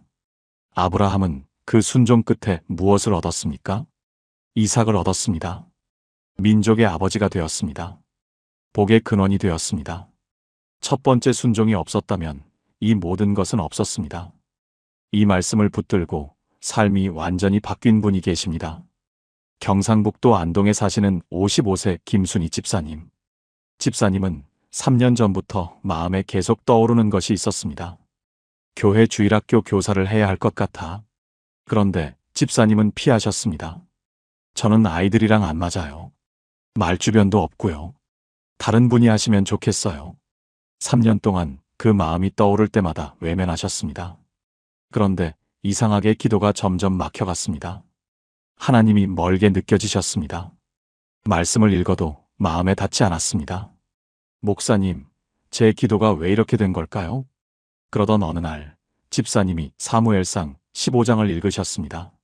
순종이 제사보다 낫고, 그 순간 주일학교 교사 생각이 떠올랐습니다. 3년 동안 계속 떠올랐는데 그게 하나님 뜻이었나? 내가 3년 동안 안 한다고 버틴 거였나? 집사님이 깨달으셨습니다. 알고 있었습니다. 해야 한다는 것을 알고 있었습니다. 그런데 안 했습니다. 그래서 하나님의 다른 음성도 안 들리게 된 것입니다. 집사님이 결단하셨습니다. 그 주일 떨리는 손으로 주일학교 교사 신청서를 내셨습니다. 3년 만의 순종이었습니다. 처음에는 어색했습니다. 아이들 앞에서 어떻게 해야 할지 몰랐습니다. 그런데 한 달, 두 달 지나면서 놀라운 일이 일어났습니다. 집사님이 아이들과 함께 있을 때 기쁨이 느껴지셨습니다. 이게 나한테 맞는 일이었구나. 아이들이 집사님 하고 달려올 때 가슴이 뭉클해지셨습니다. 그리고 더 놀라운 것, 기도가 다시 살아났습니다. 하나님이 가까이 느껴지셨습니다. 말씀이 마음에 와닿기 시작했습니다. 집사님이 고백하셨습니다. 목사님, 이제 알겠어요. 3년 동안 하나님이 한 가지를 말씀하고 계셨는데 제가 안 한다고 버텼던 거예요. 그래서 다른 것도 안 들렸던 거예요. 떨리는 손으로 주일학교 교사 신청서를 내시던 집사님. 그분이 3년 만에 한 걸음을 내딛는 순간 막혔던 모든 것이 열리기 시작했습니다. 바로 이것이 순종이 제사보다 낫다의 의미입니다. 알면서 행하지 않으면 더 이상 알려주시지 않습니다. 부분적 순종은 전적 불순종과 같습니다. 먼저 알려주신 것에 순종해야 다음 것이 들립니다. 여러분, 지금 미루고 있는 순종이 있습니까? 알면서 행하지 않는 것이 있습니까? 오늘 결단하십시오. 그 순종 없이는 다음 단계로 나아갈 수 없습니다. 사울처럼 되지 마십시오. 아브라함처럼 되십시오. 모든 것이 보여야 움직이겠다면 영원히 제자리입니다. 한 걸음만 내디드십시오. 하나님이 알려주신 그 한 가지만 행하십시오. 그러면 다음 음성이 들릴 것입니다. 지금 이 말씀이 마음에 닿으신 분이 계십니까? 나도 미루고 있는 게 있다고 느끼시는 분 계십니까? 그렇다면 지금 댓글에 고백해 주세요. 주님, 이제 순종하겠습니다. 이 한 문장이 여러분의 결단이 됩니다. 하나님께서 여러분의 그 고백을 듣고 계십니다. 함께 기도하시겠습니다. 하나님 아버지, 감사합니다. 그동안 저는 알면서도 행하지 않았습니다. 해야 한다는 것을 알면서 피했습니다. 나중에 하며 미뤘습니다. 오늘 회개합니다. 부분적 순종은 순종이 아님을 깨달았습니다. 지금 떠오르는 그 한 가지 순종하겠습니다. 사울처럼 되지 않게 하소서. 아브라함처럼 믿음으로 발을 떼게 하소서. 그 순종이 다음 음성을 듣는 문이 되게 하소서. 예수님의 이름으로 기도합니다. 아멘. 그런데 여러분, 순종까지 했는데도 하나님 음성이 흐릿하게 느껴지는 경우가 있습니다. 여섯 번째 착각이 우리의 귀를 무디게 만들고 있기 때문입니다. 여섯 번째 말씀과 멀어진 삶, 하나님의 음색을 잊어버리다. 혹시 이런 적 있으십니까? 오랜만에 만난 친구의 전화를 받았는데 목소리가 낯설게 느껴진 적 있으십니까? 여보세요? 나야, 나. 누구세요? 자주 통화하던 사람의 목소리는 단번에 알아봅니다. 그런데 오래 연락 안 하면 목소리를 잊어버립니다. 하나님의 음성도 마찬가지입니다. 여러분, 이것이 여섯 번째 착각입니다. 우리는 말씀 안 읽어도 하나님 음성은 들을 수 있다고 생각합니다. 말씀은 말씀이고 음성은 음성이니까. 그런데 진실은 다릅니다. 말씀을 멀리하면 하나님의 음색 자체를 잊어버립니다. 성경은 하나님의 음성이 기록된 책입니다. 하나님의 말투가 담긴 책입니다. 하나님의 성품이 드러난 책입니다. 이 책을 읽지 않으면 하나님의 음색에 익숙해질 수 없습니다. 익숙하지 않으면 들려도 알아듣지 못합니다. 시편 119편 105절 말씀입니다. 주의 말씀은 내 발의 등이요 내 길의 빛이니이다. 여러분, 이 말씀을 보십시오. 등이라고 하셨습니다. 빛이라고 하셨습니다. 어둠 속에서 길을 찾으려면 빛이 필요합니다. 그 빛이 바로 말씀입니다. 말씀 없이 하나님의 인도를 받으려는 것은 등불 없이 밤길을 가는 것과 같습니다. 지도를 펼치지 않고 길을 묻는 것과 같습니다. 요한복음 10장 27절도 보십시오. 내 양은 내 음성을 듣나니 나는 그들을 알며 그들은 나를 따르느니라. 여러분, 내 양은 내 음성을 듣나니 양이 목자의 음성을 아는 것은 태어날 때부터가 아닙니다. 매일 목자의 음성을 들으면서 익숙해지는 것입니다. 우리도 마찬가지입니다. 말씀을 통해 하나님의 음성에 익숙해져야 합니다. 그래야 일상 속에서도 그 음성을 알아들을 수 있습니다. 이 말씀을 붙들고 삶이 완전히 바뀐 분이 계십니다. 충청남도 천안에 사시는 72세 한 명의 권사님. 권사님은 40년 신앙생활을 하신 분입니다. 그런데 10년 전부터 말씀 읽기를 멈추셨습니다. 목사님, 눈이 너무 침침해서요. 성경 글씨가 안 보여요. 그래서 그냥 안 읽게 됐어요. 처음에는 괜찮았습니다. 40년 동안 읽었으니까 다 아는 내용이라고 생각하셨습니다. 그런데 1년, 2년, 3년이 지나면서 이상한 일이 일어났습니다. 기도할 때 하나님이 멀게 느껴지셨습니다. 예배드려도 은혜가 안 됐습니다. 찬양을 불러도 감동이 없었습니다. 목사님, 하나님이 왜 이렇게 멀게 느껴질까요? 예전에는 기도하면 따뜻했는데 요즘은 그냥 허공에 말하는 것 같아요. 그러던 어느 날 손녀가 권사님께 선물을 드렸습니다. 큰 글씨 성경책이었습니다. 할머니, 이거 글씨가 엄청 커요. 이거로 읽어보세요. 권사님이 펼쳐보셨습니다. 정말 글씨가 컸습니다. 읽을 수 있었습니다.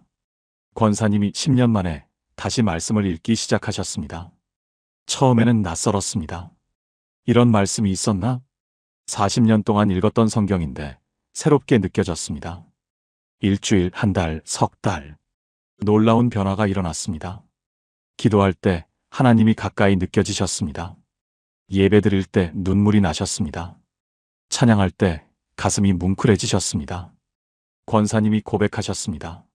목사님, 이제 알겠어요. 10년 동안 말씀을 안 읽으니까 하나님 목소리를 잊어버렸던 거예요. 오랜만에 만난 친구 목소리가 낯선 것처럼 하나님 음성이 낯설어졌던 거예요. 권사님이 눈물을 흘리시며 말씀하셨습니다. 그런데 다시 말씀을 읽으니까 아, 이 목소리, 이 말투, 하나님이 이렇게 말씀하시는구나. 다시 기억이 나요. 손녀가 선물한 큰 글씨 성경책을 가슴에 안고 우시던 권사님. 그분이 10년 만에 다시 말씀을 펼치시던 그날, 잊었던 하나님의 음색이 다시 살아났습니다. 바로 이것이 주의 말씀은 내 발의 등의 의미입니다. 말씀은 단순한 책이 아닙니다. 하나님의 음성이 담긴 편지입니다. 이 편지를 읽지 않으면 하나님의 음색을 잊어버립니다. 여러분, 요즘 말씀을 읽고 계십니까? 매일 하나님의 음성을 듣고 계십니까?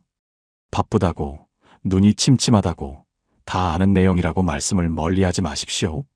오늘부터 다시 시작하십시오. 하루 한 장이라도 괜찮습니다. 양이 중요한 것이 아닙니다. 꾸준함이 중요합니다. 그 말씀 안에서 하나님의 음색에 익숙해지십시오. 그러면 일상 속에서도 그 음성을 알아듣게 됩니다. 함께 기도하시겠습니까? 하나님 아버지, 감사합니다. 그동안 저는 말씀을 멀리했습니다. 바쁘다고, 시간 없다고 핑계를 댔습니다. 그래서 주님의 음색을 잊어버렸습니다. 오늘부터 다시 시작하겠습니다. 매일 말씀을 펼치겠습니다. 주님의 목소리에 익숙해지겠습니다. 말씀이 제 발의 등이 되게 하소서. 그 빛 가운데서 주님의 인도하심을 받게 하소서. 예수님의 이름으로 기도합니다. 아멘. 그런데 여러분, 이제 마지막입니다. 7번째 착각. 이것을 놓치면 지금까지 나눈 6가지가 모두 소용없습니다. 가장 중요한 이야기입니다. 7번째 내 방식대로 살려는 고집, 주인 자리를 내어드리지 못하다. 여러분, 마지막입니다. 가장 중요한 착각입니다. 혹시 이런 적 있으십니까? 기도할 때 이미 답을 정해놓고 기도하신 적 없으십니까? 하나님, 이렇게 해주세요. 이 방향으로 인도해주세요. 이 사람을 만나게 해주세요. 기도하는데 사실은 하나님께 제 뜻대로 해주세요라고 요청하는 것입니다. 여러분, 이것이 7번째 착각입니다. 우리는 내 방식대로 살면서 하나님의 인도를 받을 수 있다고 생각합니다. 내가 계획하고, 내가 결정하고, 하나님은 도와주시면 된다고 생각합니다. 그런데 진실은 다릅니다. 내가 주인 자리에 앉아 있으면 하나님의 음성이 들리지 않습니다. 잠언 3장 5절부터 6절 말씀입니다. 너는 마음을 다하여 여호와를 신뢰하고 내 명철을 의지하지 말라. 너는 범사에 그를 인정하라. 그리하면 내 길을 지도하시리라. 여러분, 이 말씀을 자세히 보십시오. 내 명철을 의지하지 말라. 히브리어로 비나입니다. 이해력, 분별력, 자기 판단이라는 뜻입니다. 하나님께서 말씀하십니다. 내 판단에 기대지 말라. 내 생각을 믿지 말라. 내가 옳다고 생각하는 것에 의존하지 말라. 범사에 그를 인정하라. 모든 일에 하나님을 주인으로 인정하라는 것입니다. 그리하면 내 길을 지도하시리라. 그래야 인도해 주신다는 것입니다. 순서를 보십시오. 먼저 내 생각을 내려놓아야 합니다. 먼저 하나님을 주인으로 인정해야 합니다. 그래야 인도하심이 옵니다. 내가 주인 자리에 앉아 있으면 하나님은 인도하실 수 없습니다. 운전석에 두 사람이 앉을 수 없습니다. 내가 운전대를 잡고 있으면서 하나님, 인도해 주세요라고 하는 것은 모순입니다. 성경에서 요셉을 보십시오. 요셉은 형들에게 팔려 종이 되었습니다. 억울한 누명을 쓰고 감옥에 갇혔습니다. 인간적으로 보면 모든 것이 끝난 것 같았습니다. 꿈도 끝났고, 희망도 끝났고, 인생도 끝났습니다. 그런데 요셉은 어떻게 했습니까? 원망하지 않았습니다. 형들을 저주하지 않았습니다. 왜 나만 이래? 라고 하지 않았습니다. 보디발의 집에서도 성실했고, 감옥에서도 최선을 다했습니다. 맡겨진 일에 충성하며 하나님을 신뢰했습니다. 요셉은 자기 방식대로 하려고 하지 않았습니다. 상황을 자기 힘으로 바꾸려고 하지 않았습니다. 그냥 하나님을 신뢰하며 맡겨진 자리에서 최선을 다했습니다. 세월이 흘렀습니다. 바로의 꿈을 해석할 기회가 왔고 요셉은 애굽의 총리가 되었습니다. 그리고 흉년 때 형들이 찾아왔습니다. 이 순간 요셉의 선택은 무엇이었을까요? 복수할 수 있었습니다. 권력이 있었습니다. 형들을 죽일 수도 있었습니다. 그러나 요셉은 용서했습니다. 창세기 50장 20절입니다.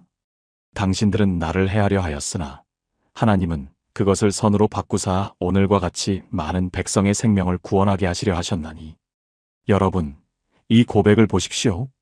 당신들은 나를 해하려 하였으나 형들은 악한 의도였습니다.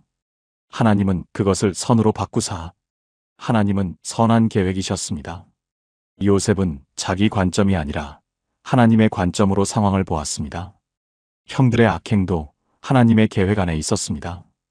인간의 눈으로는 불행이었지만 하나님의 눈으로는 섭리였습니다. 요셉이 만약 자기 방식대로 했다면 어땠을까요? 감옥에서 원망했다면? 형들에게 복수했다면? 왜 나만 이래? 하며 포기했다면? 애굽의 총리가 될 수 없었습니다. 가족을 구할 수 없었습니다. 이스라엘 민족이 살아남을 수 없었습니다.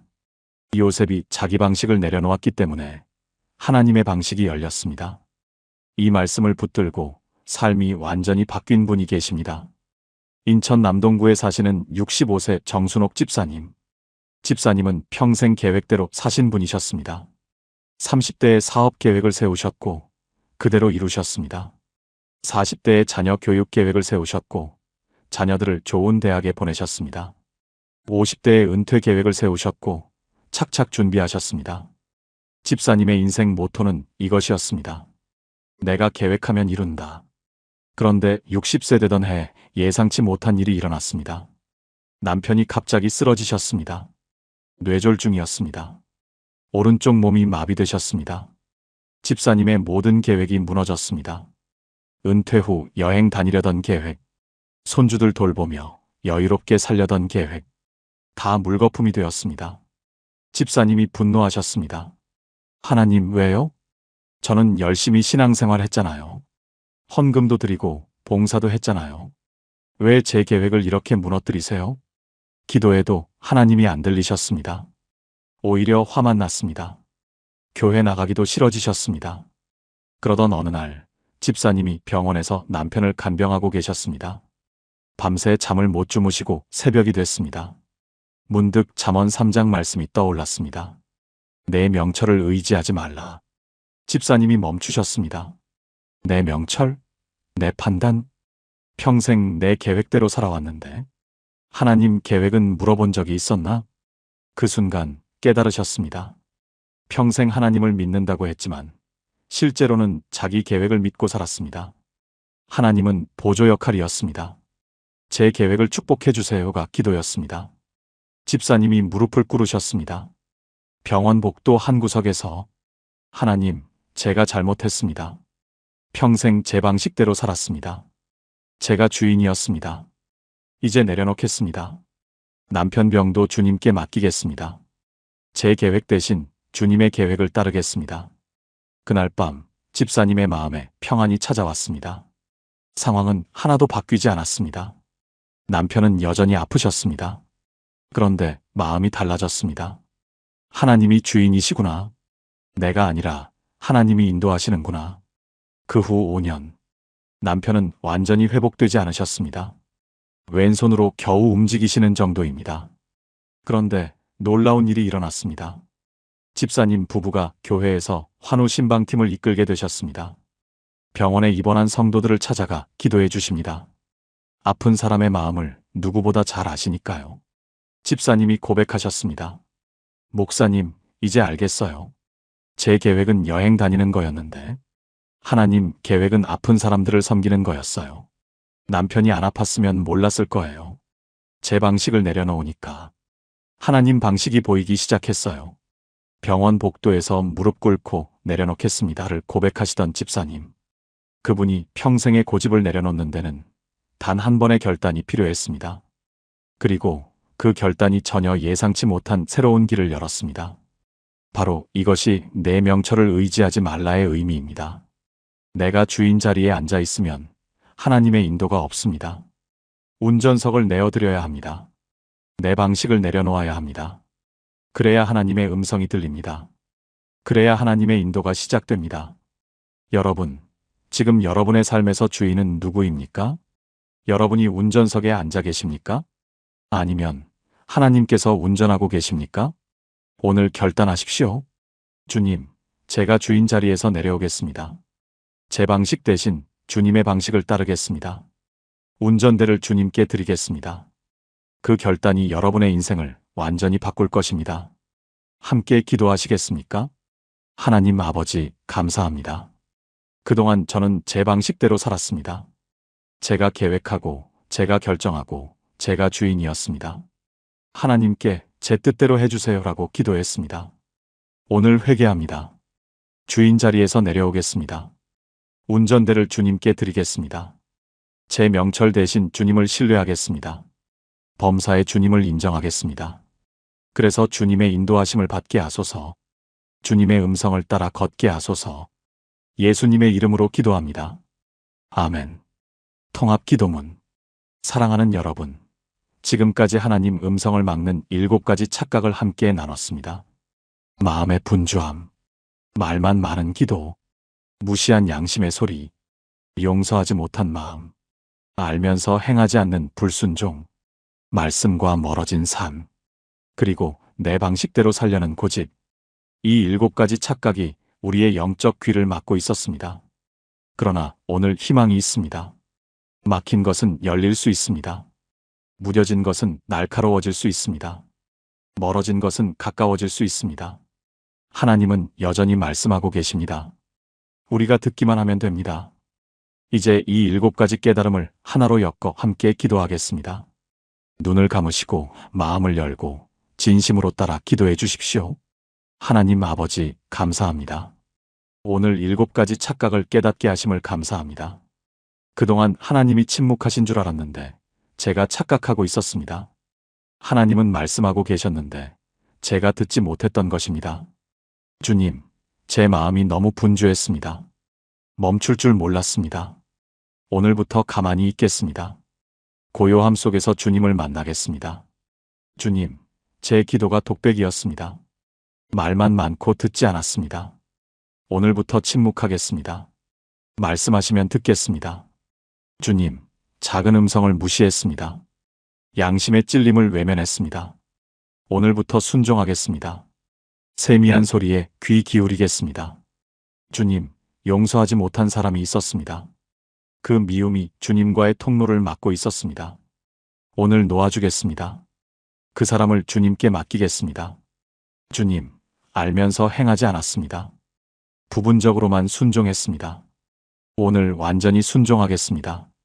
사울이 아니라 아브라함이 되겠습니다. 주님, 말씀을 멀리했습니다. 주님의 음색을 잊어버렸습니다. 오늘부터 다시 말씀을 펼치겠습니다. 매일 주님의 목소리에 익숙해지겠습니다. 주님, 제가 주인 자리에 앉아 있었습니다. 제 방식대로 살았습니다. 오늘 내려오겠습니다. 운전대를 주님께 드리겠습니다. 하나님 아버지, 이제 제 귀를 열어주십시오. 막힌 것을 뚫어주십시오. 주님의 음성을 듣게 하소서. 요한복음 10장 27절 말씀처럼 주님의 양으로서 목자의 음성을 듣게 하소서. 시편 46편 10절 말씀처럼 가만히 있어 주님이 하나님 되심을 알게 하소서. 오늘이 제 영적 전환점이 되게 하소서. 오늘부터 듣는 사람이 되게 하소서. 주님의 음성을 따라 걷는 사람이 되게 하소서. 예수 그리스도의 이름으로 기도합니다. 아멘. 사랑하는 여러분, 지금 선포하십시오. 소리내어 말씀하셔도 좋고 마음속으로 고백하셔도 좋습니다. 나는 하나님의 양이다. 나는 목자의 음성을 듣는다. 오늘부터 내 귀가 열린다. 분주함을 내려놓는다. 침묵 속에서 듣는다. 작은 음성에 순종한다. 용서로 통로를 연다. 알면 행한다.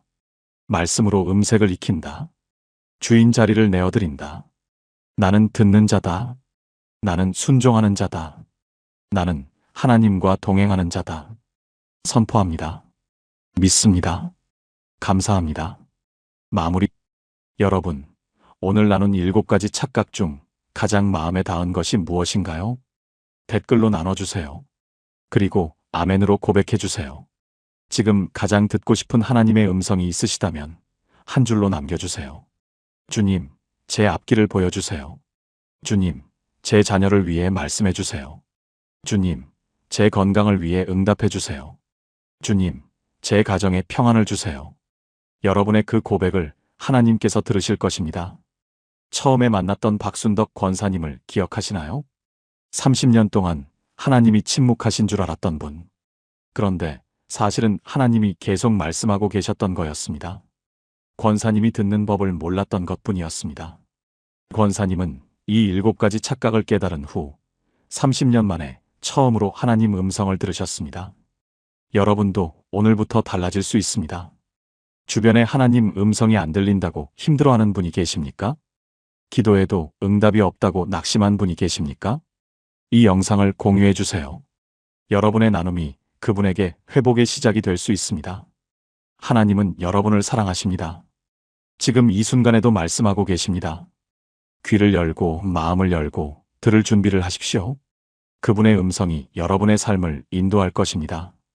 오늘 이 시간이 여러분의 영적 전환점이 되기를 축복합니다. 하나님의 크신 사랑과 평안이 여러분과 여러분의 가정 위에 늘 함께 하시기를 예수님의 이름으로 축복합니다. 아멘.